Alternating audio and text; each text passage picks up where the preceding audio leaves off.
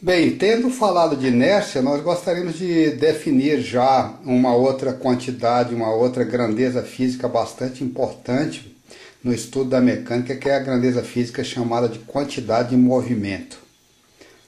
Todo corpo em movimento é dito possuir ou apresentar quantidade de movimento ou também momento.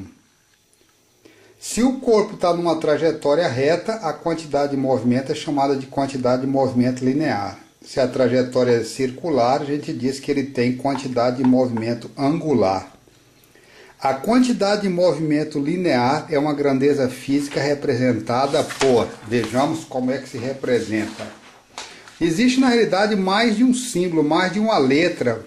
A gente vai encontrar nos livros de física mais de uma letra para representar a quantidade de movimento linear. Pode ser, por exemplo, com a letra Q maiúsculo.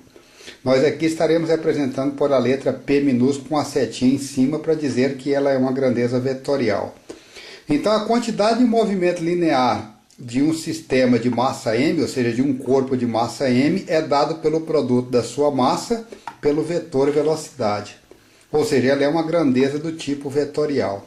Quanto maior for a velocidade v, maior é a quantidade de movimento linear. Quanto maior for a massa do corpo, maior será a quantidade de movimento linear. Aqui está exemplificando sobre um plano, colocamos uma massa de 2 kg que está se movimentando com a velocidade de 5 metros por segundo. A sua quantidade de movimento linear P nada mais é do que 2 vezes 5, 10 kg, a massa, vezes a velocidade, metro por segundo, ou seja, 10 km por segundo. O vetor, quantidade de movimento linear, ele aparece aqui em vermelho, ele é sempre paralelo ao vetor velocidade. P é igual a mv, já que m é sempre um escalar positivo, esse vetor P tem que ser paralelo a esse vetor v. P, por ser vetor, ele tem módulo, ele tem a direção do vetor velocidade e tem o mesmo sentido do vetor velocidade. O quanto ele é maior ou menor do que o vetor velocidade vai depender do valor da massa do corpo.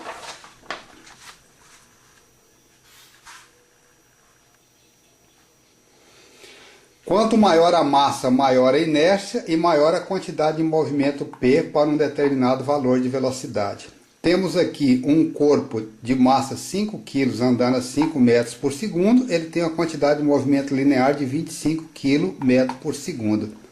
Temos aqui um corpinho de 1 kg, ou seja, a massa é 1/5 dessa, andando com essa mesma velocidade de 5 metros por segundo, a quantidade de movimento linear P é 5 km por segundo, 1/5 desse valor.